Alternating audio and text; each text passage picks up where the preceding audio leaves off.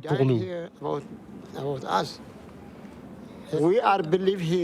Nous croyons qu'ici, Dieu nous a donné la miséricorde. Nous croyons que c'est l'endroit le plus important pour le christianisme. Les chrétiens croient en Dieu, en Jésus-Christ. Si nous croyons en Dieu, nous pouvons attendre en ce lieu saint, en priant, en suppliant le Seigneur, pour nous et pour le monde entier.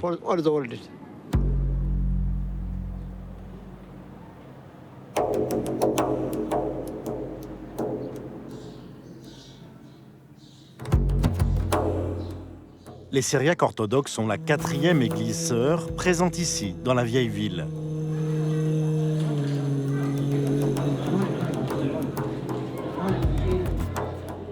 Ils vivent, selon la tradition, dans la maison de Saint-Marc, à l'endroit où Jésus a célébré le jeudi saint la première Eucharistie, le lavement des pieds, et où l'Esprit est descendu sur les apôtres le jour de la Pentecôte.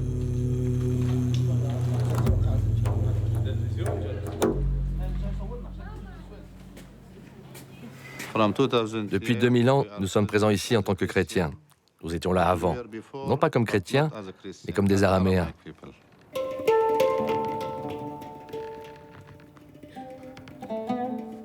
Les moines prient, écrivent et parlent en syriaque, une langue très proche de l'araméen, la langue du Christ. Ils sont les descendants de la première communauté chrétienne locale.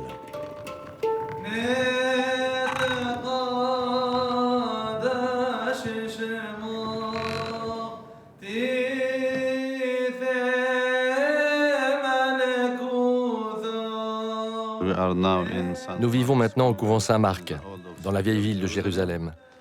Nous habitons ici, et ce monastère appartient à notre église, l'église orthodoxe syriaque, depuis 2000 ans jusqu'à maintenant. Nous sommes fiers d'être à l'endroit où notre Seigneur a lavé les pieds de ses disciples et où il a fait la première messe, la Sainte Communion, dans la même langue, au même endroit, avec les mêmes paroles.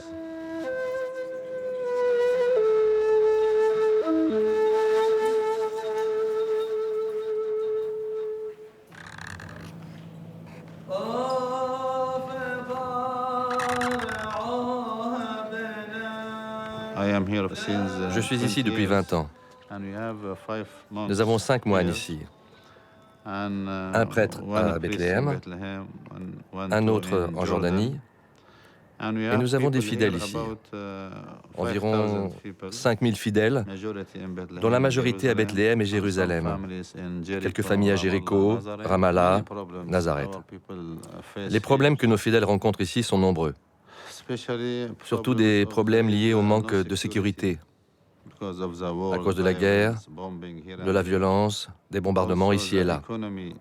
Il y a également l'économie, les problèmes économiques pour nos fidèles, particulièrement en Cisjordanie. Il n'y a pas de travail et les gens doivent venir ici à Jérusalem. Ils souffrent de venir et de repartir tous les jours, c'est pas facile.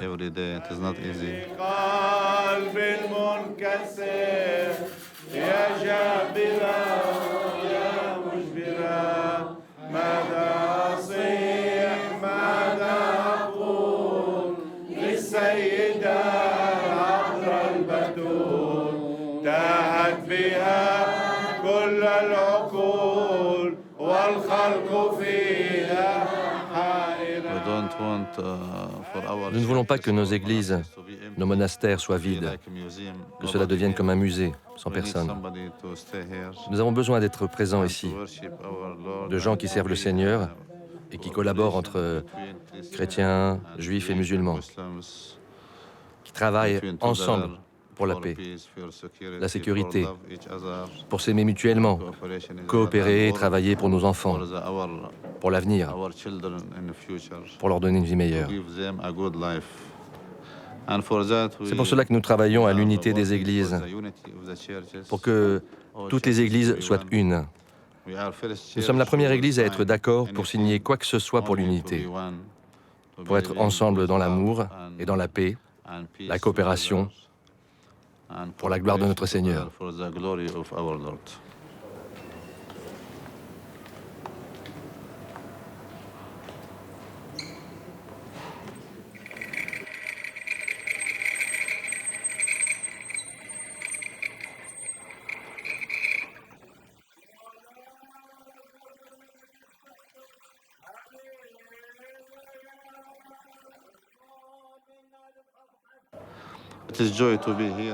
C'est une joie d'être ici, à l'endroit même où est née la foi chrétienne et où a commencé la vie de notre Seigneur.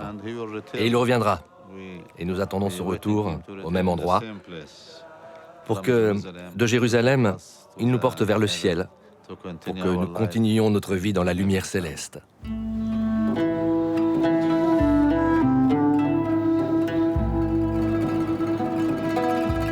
Toutes ces églises sœurs prient dans le lieu le plus saint de Jérusalem, le Saint-Sépulcre. Ici aussi, le règlement dit statu quo qui organise les célébrations liturgiques entre églises est très compliqué. Rien n'a changé depuis 1852. C'est ainsi que les Syriaques orthodoxes, chaque dimanche après la messe, doivent ranger leur chapelle.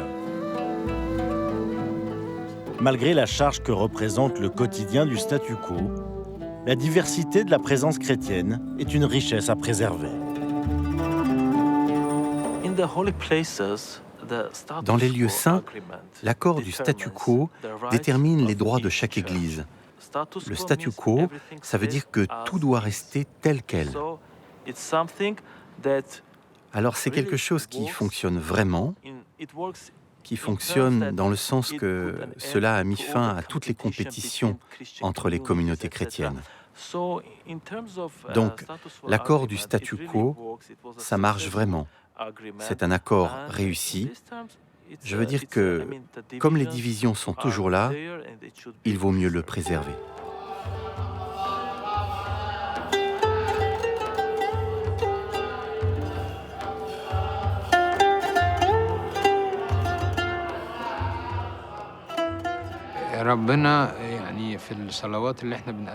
Dieu, dans toutes nos prières que nous lui adressons, ressent toutes choses. Quand nous devons prier dans le contexte du statu quo, c'est-à-dire dans des conditions difficiles, Dieu, qui sait toutes choses et connaît le fond de l'homme, sait que l'homme prie ainsi parce qu'il y est obligé. Et Dieu accepte ses prières.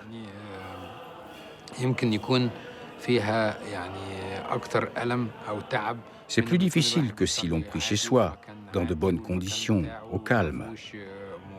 Dieu connaît ce contexte, accepte tout ceci et donne même de la valeur à ses prières. Dieu récompense l'homme selon son effort, qui est fait dans ce contexte.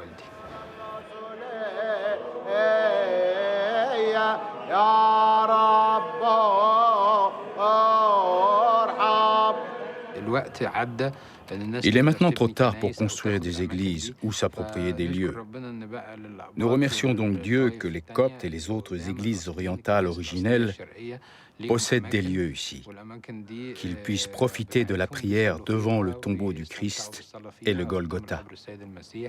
C'est quelque chose de rare et d'unique, évidemment. Peu de gens peuvent en profiter.